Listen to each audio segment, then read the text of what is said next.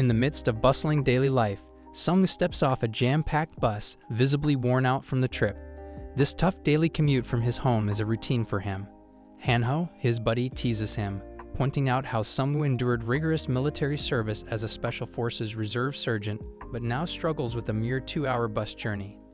Not one to back down, Seongwu playfully jabs back, reminding Hanho that he skipped his military service for a girl named Miam. This comment instantly silences Hanho. As they walk to class, Seongwu, noticing the quiet, asks Hanho if he's upset. Instead of answering, Hanho points towards the sky above the library building, claiming he saw a message that read, "Downloading monsters." It vanished once it hit 100%.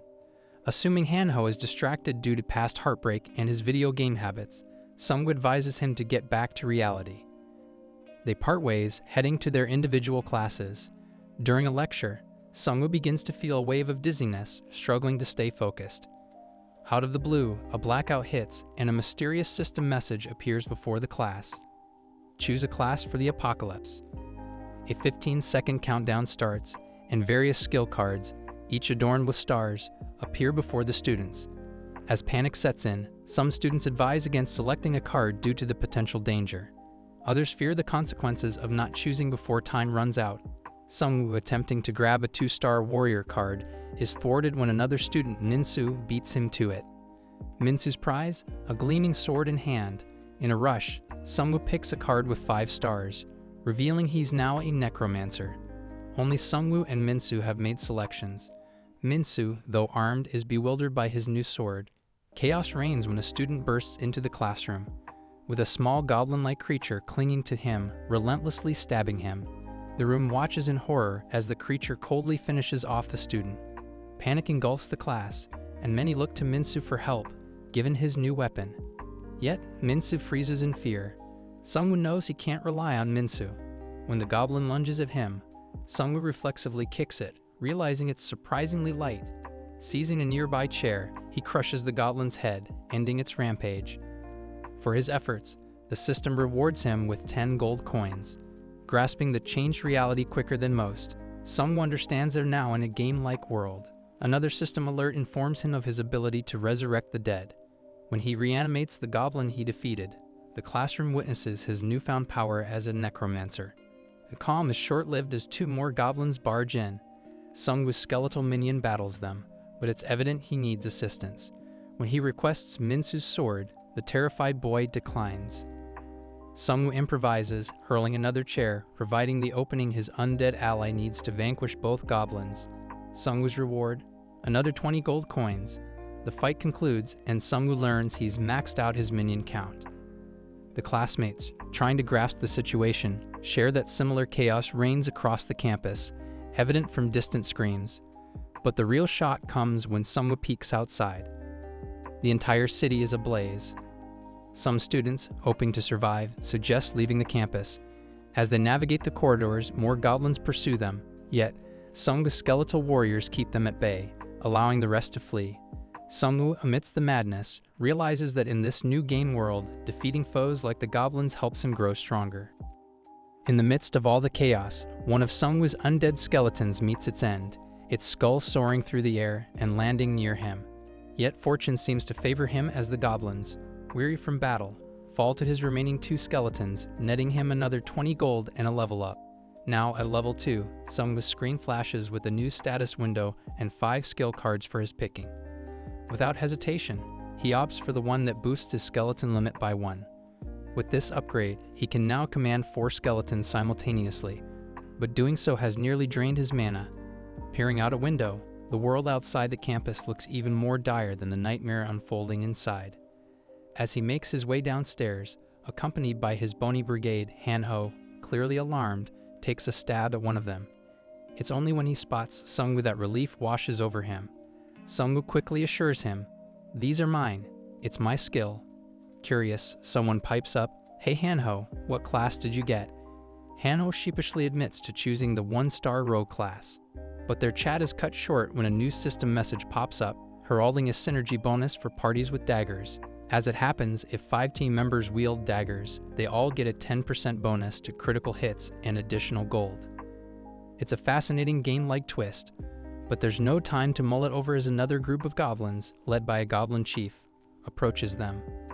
The goblins suddenly become weaker, their staffs dropping by 30%, a result of the Scent of Death skill, which activates when there are 4 or more skeletons in a party. But the goblin chief isn't phased. He powers up with his Wild Berserker skill, giving all his goblin minions a surge of strength. Identifying the chief's skill as the problem, Seongwu commands a skeleton to sever the arm the chief uses for the Berserker move. Success. The goblins lose their advantage, and the skeletons dispatch them swiftly. Even the furious chief falls easily. From the chief's remains, Seongwu acquires a rudimentary one-handed spear and the very bracelet that powered the Berserker skill. Giving a nod of appreciation to the skeleton, it responds with a series of eerie bone creaks. Approaching the campus entrance, they encounter numerous survivors. Fearing a panic, Seongwu directs his skeletons to lay low in the copy room. But as they near the exit, Jin-suk, the notorious student council member, known more for his bullying than leadership, blocks them, proudly brandishing his 2-star Shield Master title. Jin-suk boasts about felling a goblin. He insists that those armed should rally to protect the rest. Minsu, with wide eyes, informs Jin-suk of more goblin whispers nearby.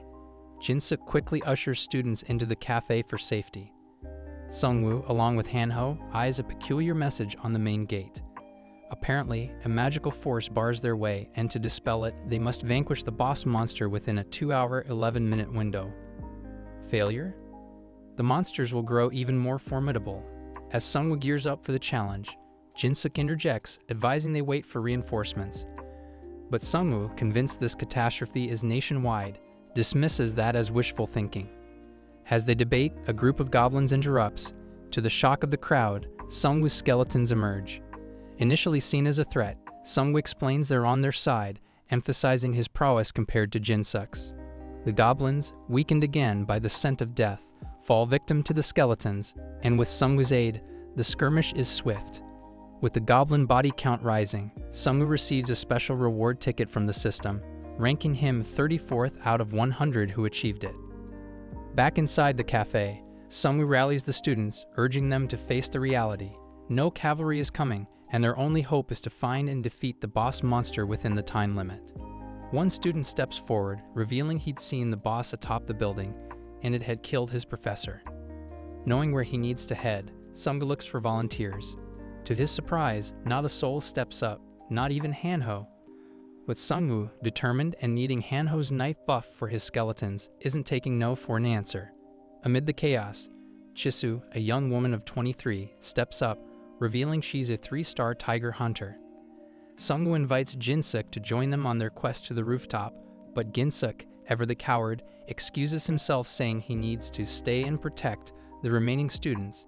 As Seongwu, Hanho, and Chisu make their way up, they face a few goblins on the stairs.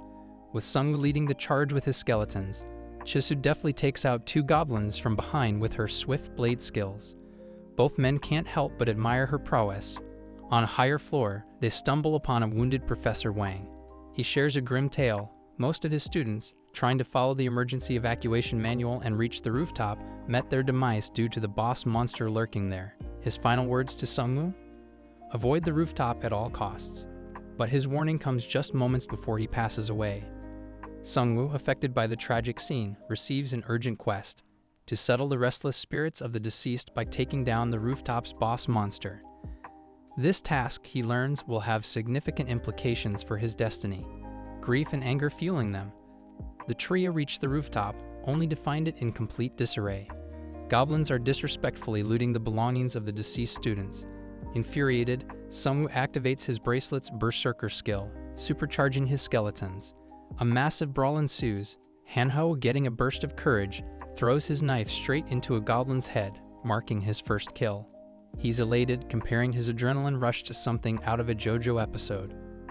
But the tide turns when the goblin captain roars, boosting the morale of the goblin forces. Even though Seongwu's skeletons manage to keep most goblins at bay, the goblin captain proves to be a formidable foe, taking out skeletons with ease. Seongwu tries to summon more, but his mana dwindles quickly. The captain, now even more enraged by Hanho's knife attack, charges at him. In a desperate attempt to save Hanho, the skeletons fend off the captain, but with limited success. But just as all seems bleak, Chisu spots an opening and manages to injure the boss. Seongwu also strategically throws his spear, leaving a cut on the goblin captain's face. In the thick of the battle, Seongwu spots a sword amidst the debris. He grabs it, formulating a quick plan.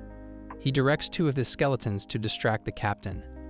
As expected, the boss fends them off, but this diversion allows Seongwu, Chisu, and the remaining skeleton to activate a special sword synergy.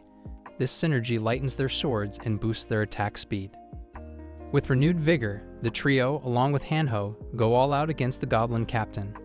Seongwu's oldest skeleton, ironically a goblin he had defeated earlier, catches the captain off guard and beheads him. The aftermath? A hefty 255 gold reward and level ups for the team. Seongwu's newly acquired skill lets him craft weapons from bones, and for avenging his professor, he gets the ability to command up to 5 skeletons. Hanho earns a stealthy hood that enhances his ability to hide, while Chisu gains a fire whetstone which might ignite her blade during an attack. But there's no time to celebrate. They need to return to the entrance. As they descend, they overhear students mocking Ginsuk, who's convinced that Seongwu and his team met their end. The sudden appearance of Seongwu's skeletons sends Ginsuk into a panic. Seongwu, after a brief confrontation, opens the entrance with a mere touch, cementing his leadership and leaving Ginsuk's reputation in tatters. Charging out, Seongwu ushers the students to tail him. Everywhere you look, the ground is littered with lifeless bodies. Seongwu's pretty certain it's the goblin's handiwork. As they progress, Hanho points out a group that seems to have weathered the goblin attack. The resilience they show hints that they've had a few encounters with these monsters before. Ginsuk recognizes a familiar face among them. Taesong Park, the big shot student council president. Taesong, flaunting his leader aura, reassures Seongwu and his crew, suggesting they'd be safer if they joined him. But there's a catch. Taesong wants Seongwu to ditch his monsters because, according to Taesong, they're freaky and could be a menace. On hearing this, Jisoo, never one to mince words, calls Taesong out, exposing his dirty secret about siphoning off student funds. She recounts how she had once flagged his sketchy activities on the university portal. Flustered and red-faced, Taesong doesn't have a comeback. The revelation gets juicier when Jisoo spills more beans. Apparently, Taesong wasn't just a thief, he had a reputation for misusing his status to exploit young women. Hanho's blood boils hearing this, but Seongwu, ever the strategist, suggests they avoid the drama and chart a course through the hill. According to him, monsters would be sparse there given the minimal human activity.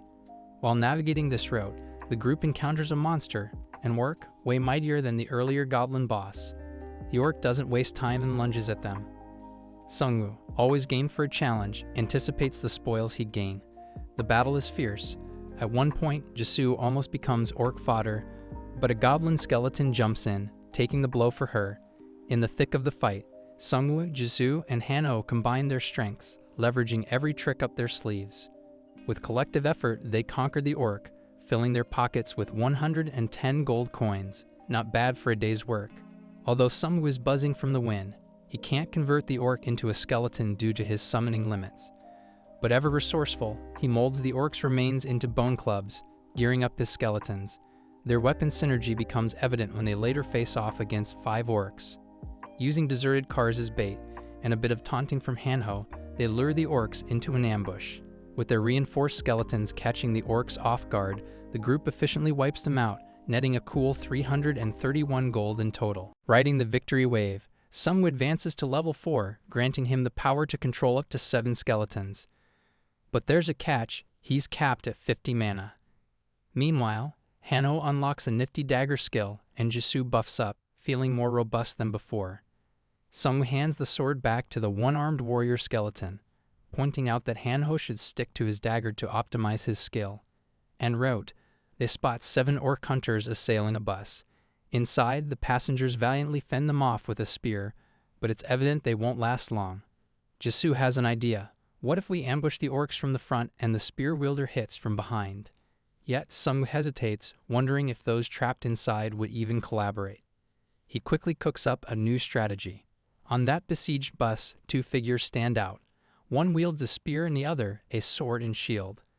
They're doing their best but are clearly on edge, but then a car full of skeletons plows into the orcs, dealing heady blows.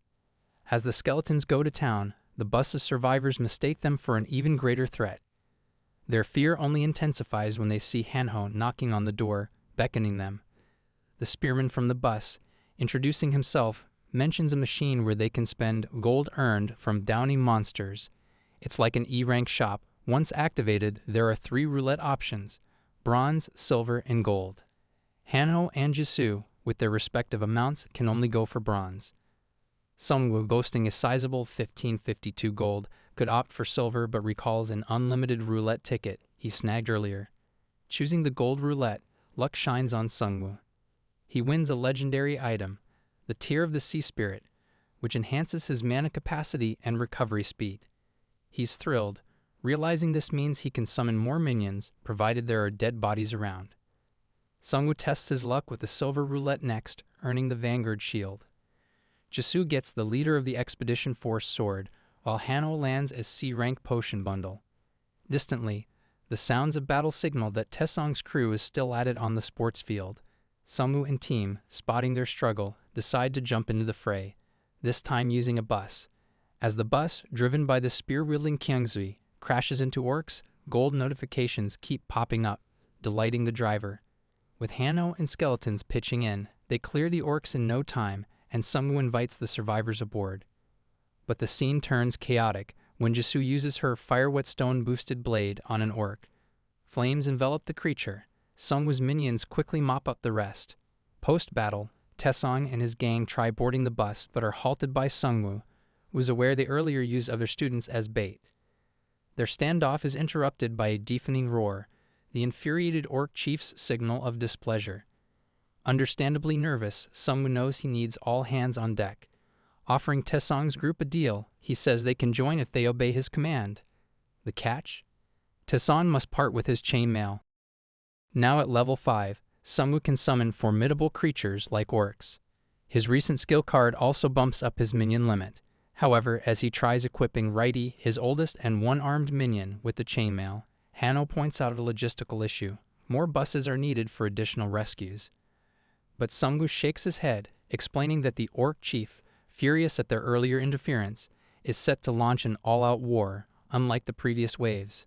A fellow survivor chips in, saying he saw more than 100 orcs in the gym, which dampens the mood. But Seongwu, confident, assures everyone they've taken out a significant number already. Despite this, he's taking no chances and announces his plan to face the orcs solo, leaving Taesong and his pals smirking. While Jisoo acknowledges Seongwu's usually sharp judgment, she thinks he's pushing his luck this time. After ensuring the survivors' safety, Seongwu, with his loyal minions in tow, moves to confront his next challenge. His friends, from their bus vantage point, keep vigilant watch, ready to swoop in if things go south. On the sports field, Seongwu finds himself staring down a large horde of orcs. Leading them is a fierce-looking red-haired orc, likely some sort of mid-level boss. This red-haired brute motions for the orcs to attack Seongwu. Seongwu smartly retreats to a smaller staircase. It's an advantageous spot. The narrow staircase would make it harder for the orcs to swarm him. As the orcs make their move, Seongwu activates his bracelet skill named Berserker.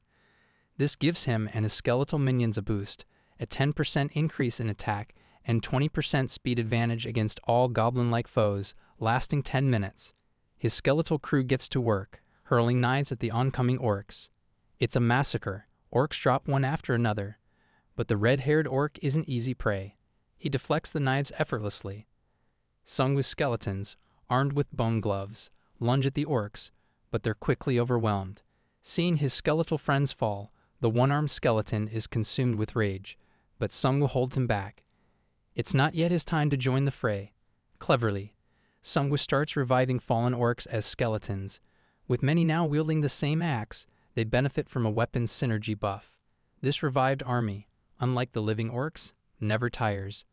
It's a masterclass from Seongwu on how best to harness his necromancer abilities. Observers from the safety of the nearby building, including Seongwu's teammates and parked bus, watch in awe. Seongwu silently thanks his new legendary item, the Tear of the Sea Spirit, boosting his total mana by 200 and accelerating its regeneration by 200%. It proves invaluable in the skirmish, but some orcs remain, still putting up a fierce fight. Seongwu unleashes Righty, his one-armed skeletal champion. In mere moments, Righty dispatches the remaining orcs. For his prowess in combat, killing 100 monsters, Seongwu is rewarded with a roulette ticket. He's the 21st to achieve this feat, and this elevates his rank to a prestigious infinite status. But his celebration is cut short. He spies a group, led by school president Taesong, in trouble, captured by another band of orcs. Seongwu dashes toward the building where Taesong's group is held. The sight inside is grim. A shaman orc, appearing as the new big boss, is surrounded by dead monster bodies. Taesong, desperate, pleads for Seongwu's help. But Seongwu snaps back that they got into this mess themselves. Tragically, as Seongwu's team engages the orcs, the creatures begin executing Taesong's followers in some dark ritual. The sight stops Seongwu's group in their tracks. Powered by these sacrifices, the boss orc releases a menacing breath of abyss, sowing confusion among Seongwu's party and rapidly burning their mana. The once shaman orc now reveals his true form, a formidable black magician orc chief. Hannibal quickly gulps down a potion to counter the boss's curse, offering one to Seongwu. Surprisingly, Seongwu's unaffected. Instead, the breath of abyss boosted his mana, skyrocketing it to 4,000.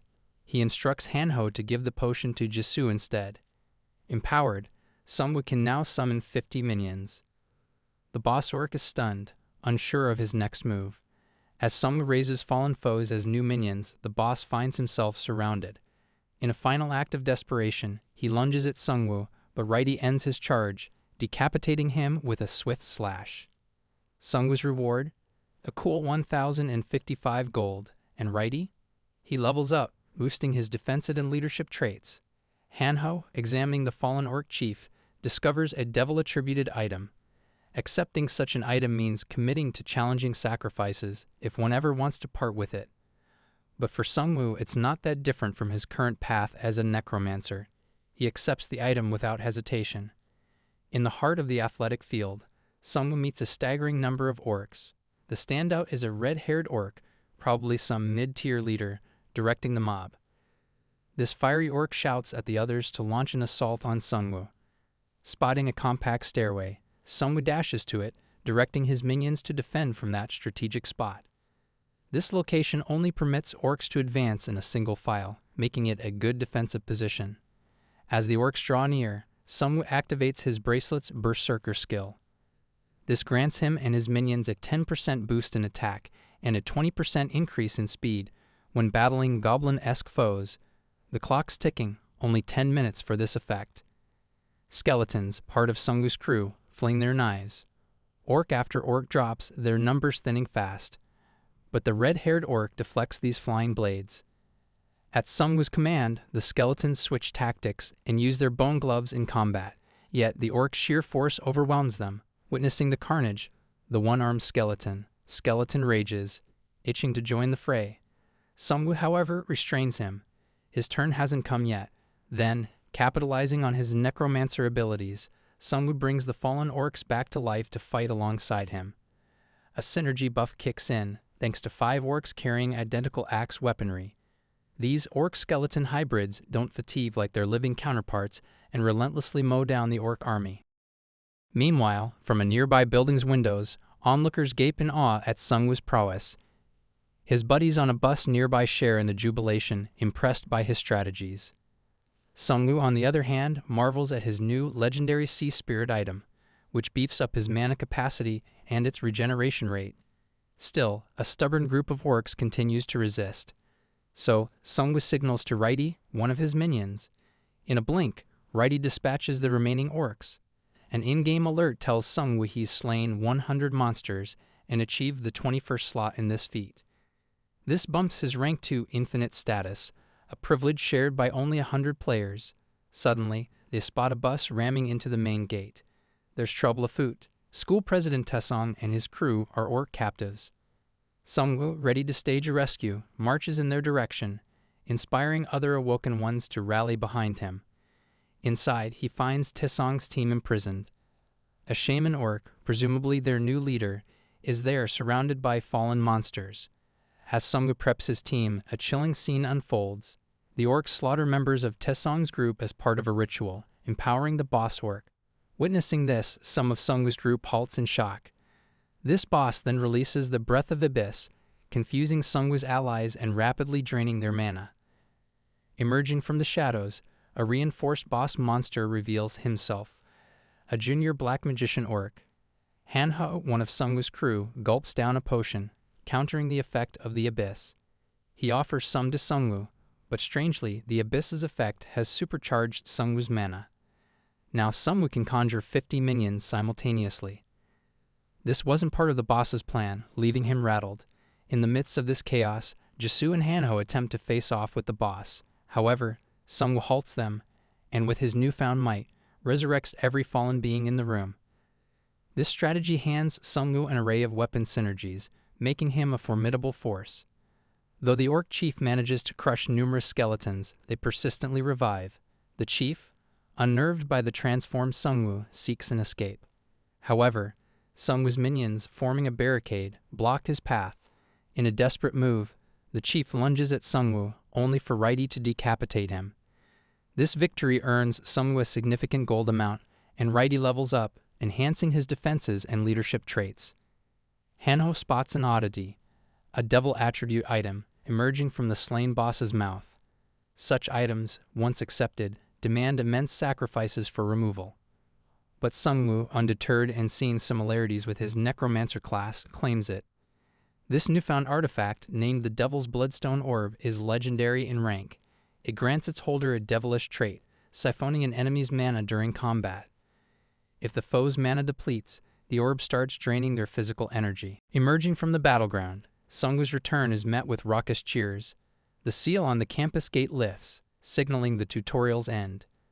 Though they leave the campus, chaos mirrors the outside world. Spearman Kyung-soo Lee informs Seongwoo about 2 available buses that can transport them to a military base, yet Seongwoo, citing his home's proximity, declines. All survivors board the bus, except for Manhwa and Jisoo, who decide to accompany Seongwoo. Interestingly, Seongwoo offers Manhwa a peculiar proposition, to join him if he agrees to amputate one of his arms. This, he believes, would heighten the synergy with Righty, his one-handed skeleton. However, their discussions are cut short by an alarming sight, dragons pursuing a moving bus. Unfortunately, the bus occupants aren't as lucky as Seongwoo and his crew. The dragons make short work of them. Resolute, Seongwoo declares that they must now hunt monsters, leveling up, or meet the same grim fate as the bus passengers. Their next targets, goblins. As they take down goblins, Seongwoo advances to level 6 and selects a strength-boosting card. As he assesses their loot, he learns from Manhwa about the higher XP and rewards from hunting orcs. They decide to switch their focus. However, their orc hunt is interrupted by a grim scene. Abandoned military vehicles surrounded by fallen soldiers, some clutching shovels as makeshift weapons. Among the casualties, a confused soldier recognizes Seongwoo's skeletons. After Seongwoo clarifies, the soldier informs Sergeant Kim about their new allies. Sergeant Kim, injured from a goblin attack, is in dire straits. Puzzled, Seongwoo asks why the military is resorting to shovels over firearms. Sergeant Kim reveals that guns have become obsolete, leading to the military's downfall. Manhwa, showing empathy, suggests offering a healing potion to the sergeant. Yet Seongwoo believes in fair trade. In exchange for the potion, Sergeant Kim shares intel about bull-sized wolves decimating military squads. He also mentions 2 blue QR codes, one in a bus station and the other in a subway transfer center. These codes, once scanned, install a communication app, the only viable communication method now. Grateful for the potion, Sergeant Kim offers to escort them to the main unit. However, Seongwoo, aware of the perils they pose, declines. As a parting gift, he warns them about dragons targeting moving vehicles, leaving Sergeant Kim and the soldier even more terrified. Reaching the bus station, they scan the QR code, and the app installs. An official announcement heralds the game's official launch, detailing the player statistics and highlighting an upcoming class card selection in 3 days. Seongwoo checks the app's message board, noting the high cost of posting. A new post catches his attention. Some level 8 players are establishing a safe zone in an apartment complex in Hwasong City, intriguingly close to Manhwa's residence. Though tempted, Seongwoo is wary of their higher level. As they head towards the 8 apartments, the post gets deleted, replaced by another cautioning readers to disregard the previous message. The post author sports vampire-like long teeth. Meanwhile, in the city, a father tries to shield his daughter from encroaching goblins using a baseball bat. Just as they seem doomed, a flying knife pierces a goblin's head. It's Seongwoo's minions to the rescue, who effortlessly eliminate the goblin threat. Seongwu offers to safely escort the father and his daughter to their home. However, the dad explains that their house is just around the corner, and they had only ventured out in search of food. Grateful, Seongwu generously shares some of his food with them. While they talk, two crafty goblins make a beeline for the basement. Turns out that basement doubles as a dungeon. Hanho, curious, asks if they should pursue the goblins into the depths. The father hesitates before advising against it. He reveals that a man named Avradov once operated a karaoke joint there, but rumors suggest something far more sinister than goblins lurk below. Heeding the warning, Seongwu and his crew decide to tackle a different challenge: the Elder Slime Shrine. Inside, they face off against slimes, each rewarding 140 gold upon defeat. A significant detail about these slimes: their corrosive nature allows them to melt metal, but interestingly, not bones. This gives Seongwoo's skeletal minions a distinct advantage. However, the tide turns when the boss Elder Slime emerges, effortlessly crushing one of Seongwoo's orc skeletons. With only bones scattered around, Seongwoo can't summon more skeletons, but he devises a quick strategy. He molds basic bone weapons from the skeletons. Jisoo, seizing the moment, hurls a skeleton towards the formidable slime. Using it, Seongwoo crafts 2 more bone spears, landing solid blows on the boss. The Elder Slime, attempting to engulf Seongwoo, instead captures an orc skeleton loaded with a bag full of bones. That was a colossal error on the slime's part.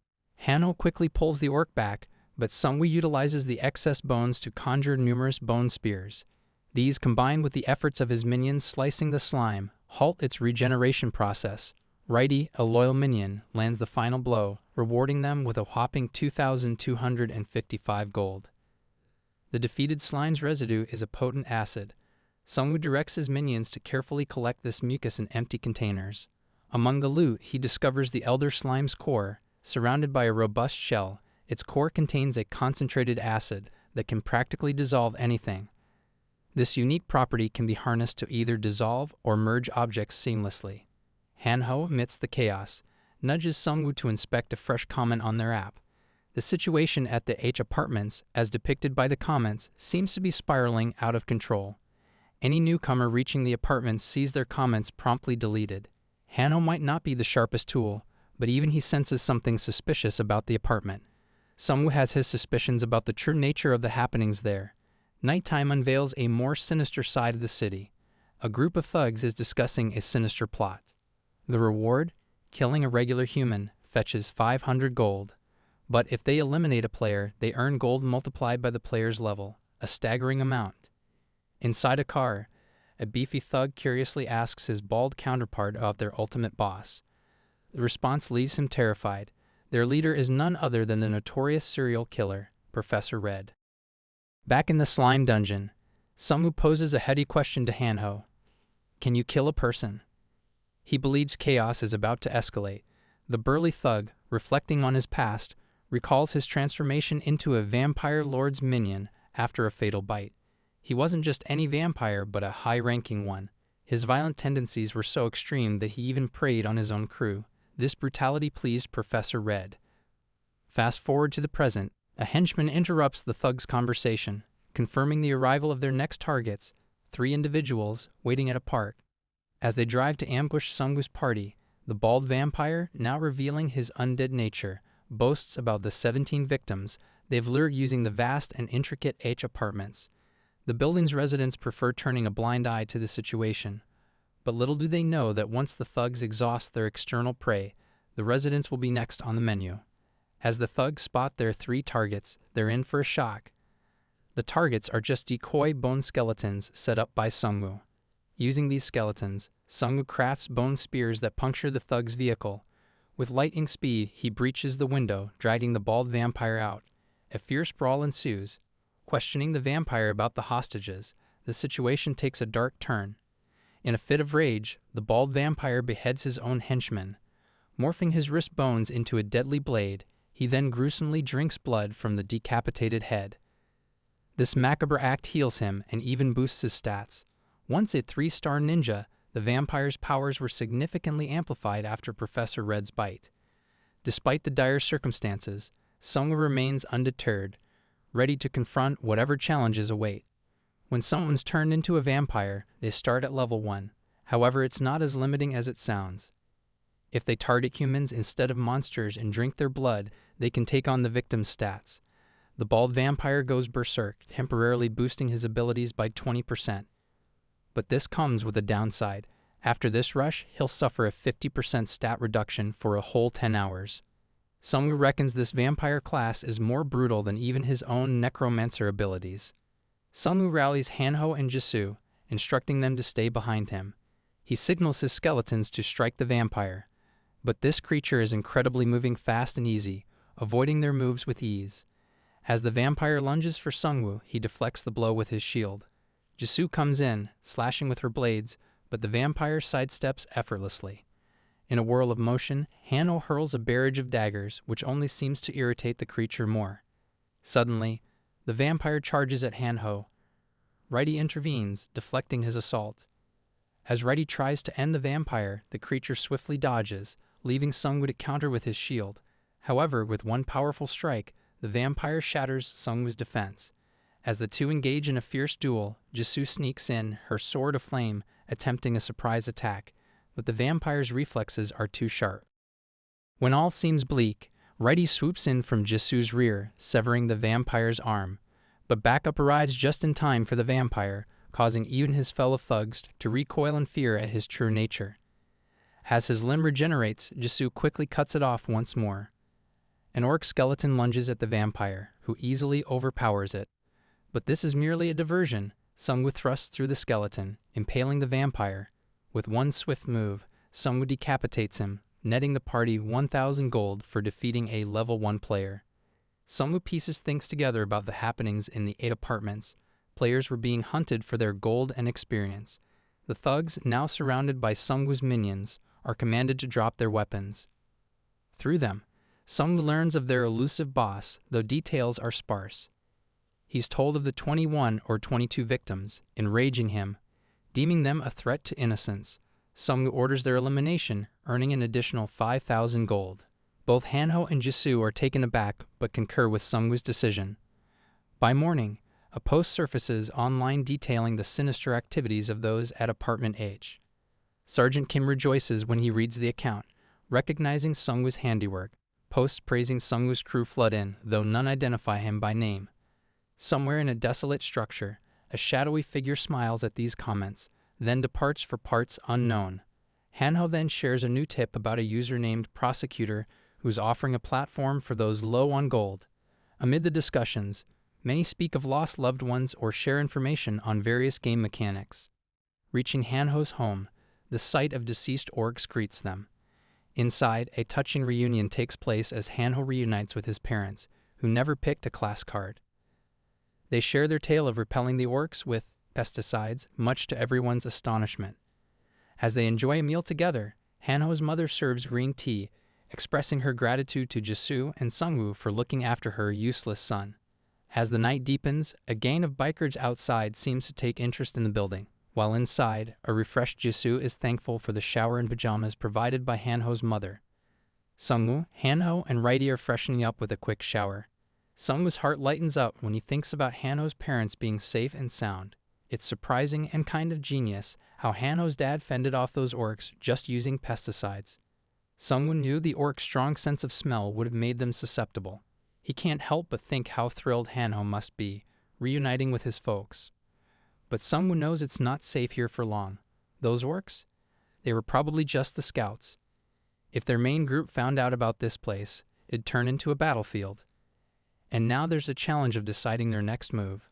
Seongwu comes across a post by Prosecutor.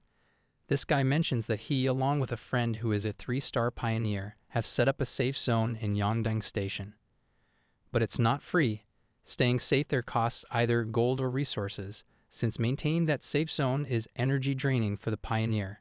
As much as Seongwu is doubtful, the world's changed. It's all a game now. But the station is too far for Hanho's parents to travel. Then Seongwu spots another post. It's from someone named Chief Gu. He's also a 3-star pioneer, and has a haven in Hwasong Fortress just a bus ride away.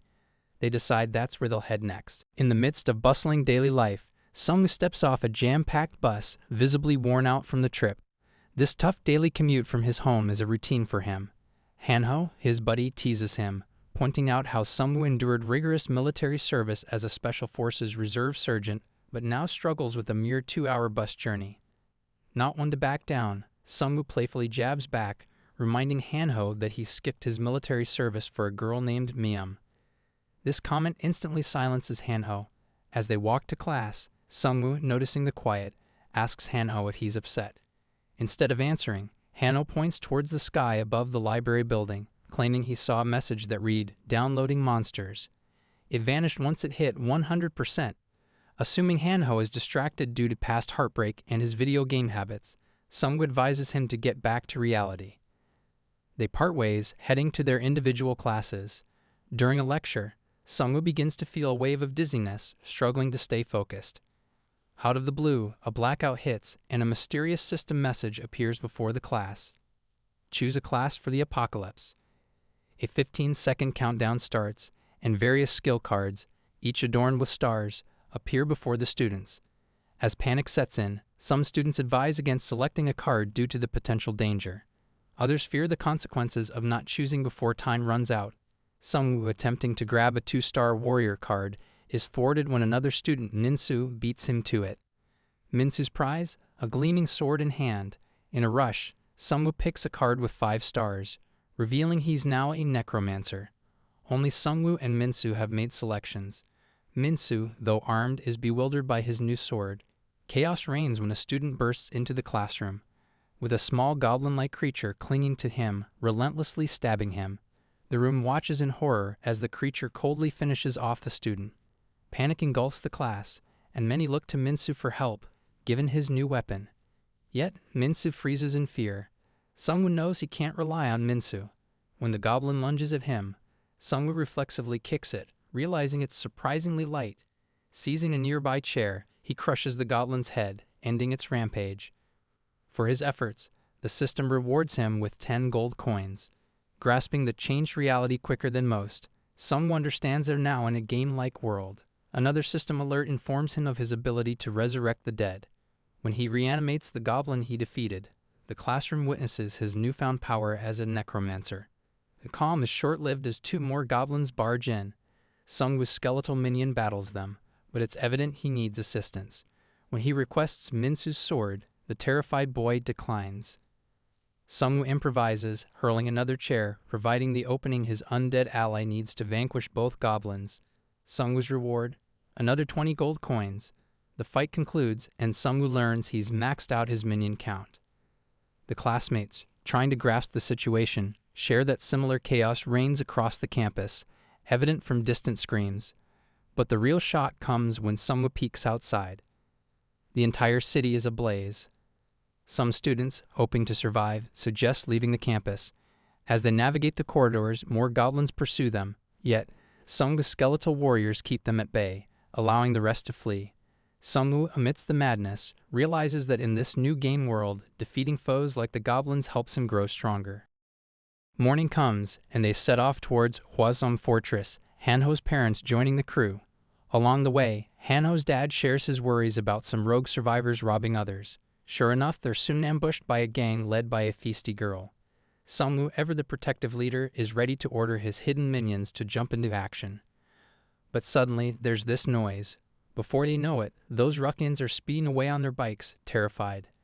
And then they see them, giant wolves, but they're not just attacking randomly. Seongwu thinks quickly. When one of the wolves lunges at them, he tosses a bottle filled with slime straight into its face. His loyal minions hurl bone spears, quickly subduing the creature. Another wolf, seeing an opportunity, tries to escape but falls into Seongwu's trap, ending up with a mouthful of slime. Writing finishes this one off with precision. The final wolf is overwhelmed and soon defeated. The reward? 240 gold for each wolf, pushing Seongwu up to level 7. After the skirmish, Seongwu senses Jisoo-yoon's unease. He tries to assure her, but he himself is unsure about Hanho's progress. He even attempts to resurrect a wolf, but his current level doesn't suffice. The next day's journey is abruptly interrupted by a sight from a window, a military helicopter pursued by menacing wyverns. To everyone's shock, a particularly massive wyvern emerges and shreds the helicopter to pieces. With wyverns still perched on rooftops, the group decides to lay low until the creatures leave. As night falls and the wyverns still lurk, a sudden message appears. It's time to pick a class card, a tool to help them survive this chaotic world. Hanho urges his parents to aim for the stars, literally. But Seongwu knows that synergy with his current class, Necromancer, is crucial. He selects a 3-star Dark Mage Link card, which melds seamlessly with his class, gifting him a new skill called Death Arrow. Meanwhile, Hanho, in his rush, ends up with a 1-star Priest card. Hanho's dad becomes a 3-star Pioneer, a decision that pleases Seongwu as it negates their need to reach Hwasong Fortress. Hanho's mom, however, chooses a 1-star Chef card, drawing some playful chiding from her son. Jisoo acquires a 3-star Hitman card, heightening her senses in dangerous situations. Eager to pull her weight, she's determined to get stronger for Seongwu's sake. Curious about the Pioneer abilities, Seongwu asks Hanho's dad to shed some light. The skill, as explained, creates a protective zone spanning 2,150 square feet and up to 33 feet in height. It uses up mana at a steady rate, and if that runs out, it consumes gold instead. It's clear the world they now inhabit will test their resourcefulness and strategy at every turn. Seongwu and the crew were discussing the shield around their safety zone. It could self-repair but wasn't immune to strong blows. With caution, Seongwu emphasized that it should be their last resort, fearing potential abuse by other groups with Pioneer skills. Just then, the wyverns, rested from their break, soared away. Checking their resources, Seongwu turned to Hanho. Find a store or a roulette machine location on the forum. We need to power up. However, the sudden hum of motorbikes nearby made them tense. Seongwu suggested that they could inquire from these bikers about a store's whereabouts. It turned out these bikers, or delinquents, had been holed up in a meat shop hiding from the wyverns. Their leader, Taeson, was itching to gather more gold for another chance at the roulette. When he reached his base, it was unusually silent. Inside, the atmosphere was heady. His crew broke the news. Their mate, Eugene, had been transformed into a lesser vampire by a full-blooded one. Heartbreak shifted to tension when a second vampire emerged, questioning Taeson about why he had taken out their previous leader, Woo-seok. Taeson replied he had no option since Woo-seok, after turning into a full-fledged vampire, went on a murderous spree. Suddenly, Seongwu's squad walked in, clearly unhappy with their welcome by these thugs. Words were exchanged, tensions flared, and a full-blown fight erupted. The vampire, initially underestimating Seongwu's crew, soon found himself in a tight spot. Jisoo, wielding her fire-boosted blade, successfully took down the vampire, using her supreme sense to evade his attacks. Seongwu's new skill also gave them an upper hand, weakening the vampire while bolstering his own crew. The situation was clear to Taeson. He pleaded with Seongwu, insisting that he wasn't affiliated with the vampire. Seongwu was unmoved and demanded everything they had. Hanho quickly pointed out that their loot was disappointing. While discussing the recent battle, a thought crossed Seongwu's mind. The increase in lesser vampires indicated a bigger threat. These lesser beings were being used by a more formidable vampire to collect resources. They realized that they were dealing with an adversary who was strategic and cunning. The group's recent encounter with a single vampire had been tough. Facing multiple ones would be disastrous. Eager to divert their attention and be in Seongwu's good books, Taeson offered to lead them to a nearby store. Just as they were about to proceed, a red alert from the game system flashed before them. It posed a question about the fate of players who didn't select a card during the second-class selection. A chill ran down their spines as they realized the gravity of the situation. Minsuk, one of the delinquents, confessed in a panic that he hadn't chosen a card, along with another person named Chae. Before they could process the information, another alarming system message appeared. Those who didn't pick any cards were about to be turned into monsters. Minsuk's transformation into a fearsome creature is imminent, and he urgently advises everyone to stay clear. A surge of fear washes over Seongwu, knowing fully well that once the transformation completes, these creatures would be an overwhelming force. Seizing the moment, Seongwu instructs his crew to strike before the metamorphosis fully takes hold. As his minions dived into the attack, one of his skeletal soldiers falls, undone by a werewolf's powerful strike. which only underlines the urgency to neutralize the threat before full transformation. In the end, the group's combined efforts do prevail. For their victory, Seongwu bags 6,000 gold and advances to level 8. This amazes him. The werewolves they tackled near Hanho's place fetched just 240 gold coins apiece, but these semi-transformed ones were worth a whopping 3,000 gold each. As he levels up, Seongwu randomly picks stats cards, boosting his speed by 3. Hanho voices his concerns about facing more such formidable monsters. Seongwu, reassessing his previous reservations about resurrecting humans, decides to bring both werewolves under his command, valuing their potential power against vampires. Taesong seems uneasy given that Seongwu had just made a minion out of his now-deceased friend. He guides the group to the store located in a used car complex. Notably, this area is dominated by a gang with ties to the vampires, known for abducting humans on the vampires' behalf. The eerie silence at the car complex puts everyone on edge. As they delve deeper, they hear agonizing screams, leading them to a standoff between a bear-like monster and a vampire. The bear, Seongwu observes, must have once been a human. Restrained, the man couldn't pick a class and consequently underwent the transformation. Now, the bear and vampire clash fiercely. But as they wear each other out, Seongwu's newly acquired werewolf minions step in, swiftly ending the battle. Earning gold from the bear's defeat, Seongwu adds the creature to his minion roster. They then spot a familiar bus, the same one Kyungsoo, their schoolmate, drove. The realization that their peers might have been captured by vampires dawns upon them. However, they're interrupted by Taesong's old friend, Eugene, now a thrall of the vampire lord.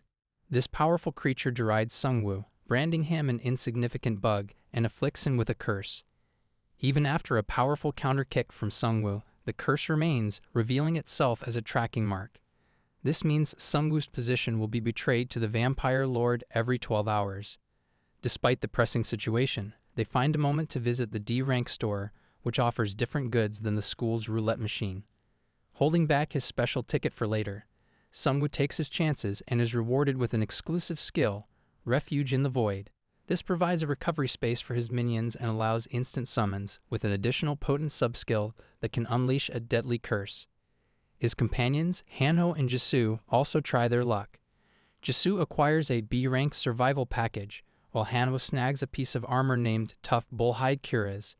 The trio marvels at their new acquisitions, with the others especially awed by Seongwu's incredible fortune.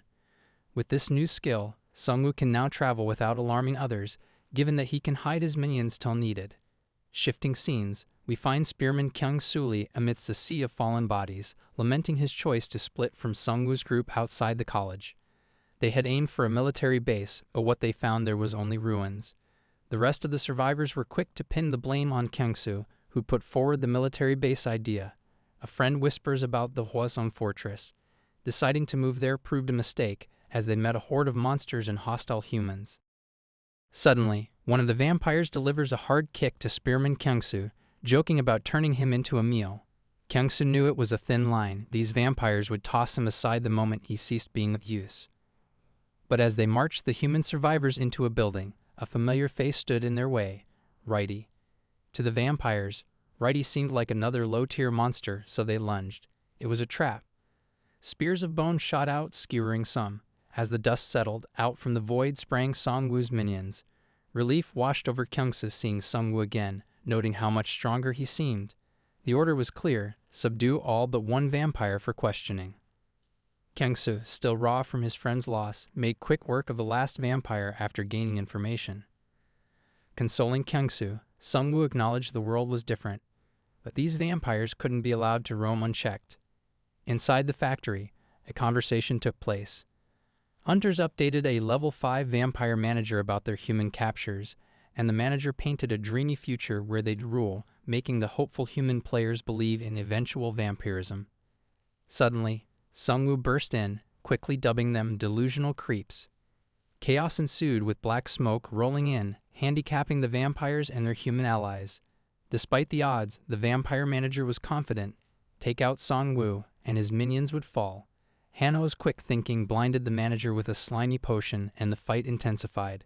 Just when they felt the tide turning, the vampire leader pumped power into the manager, making him a formidable force. Seongwu's team was pushed back, their strength dwindling against the berserk manager. But luck was on Seongwu's side when he spotted a fallen Cerberus. Bringing it back, he bolstered his werewolf minions with the Cerberus's powers. The battle raged on, with both sides uncertain of the outcome. Amidst the chaos, the werewolves succeeded in pinning down the vampire manager. Seongwu, not one to miss an opportunity, demanded the vampire relay a message to their supreme leader. Their ventures in Hwasong were doomed. For ending such a noteworthy opponent, Seongwu earned 10,000 gold. Trying his hand at an untested skill, he revived the vampire manager on his first attempt. Suddenly, a flood of memories from the vampire manager, Kim, washed over him. In this vivid flashback, the vampire lord was seen probing his underlings about the true aim of their game.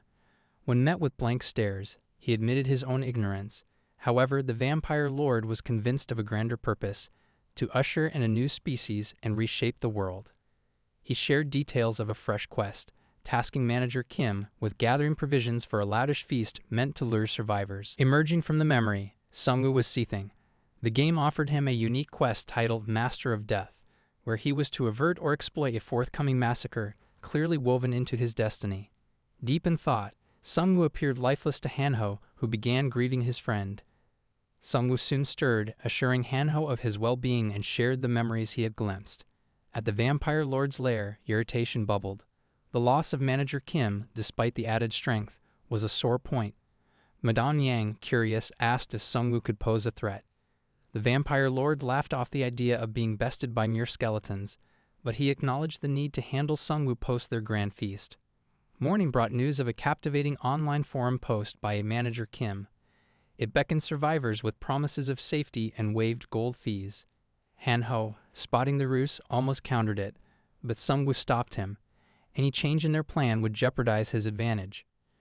Jisoo and Hanho shared their discoveries, a trove of potions and a wireless charging battery.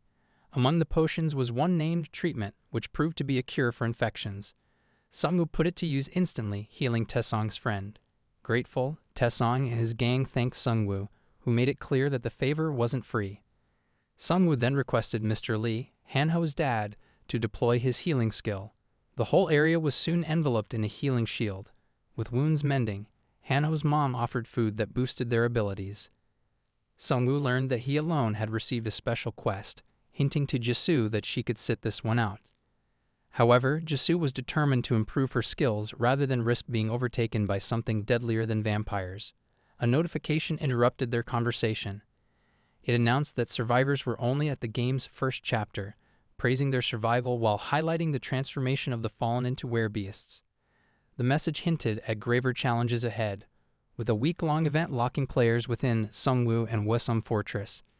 Rewards were now doubled, combo cards were up for grabs, and regional boss monsters promised high-tier loot. Seongwu relished the quest terms, but Hanho was less thrilled. Angry at Seongwu for dragging him into danger, he voiced his concern.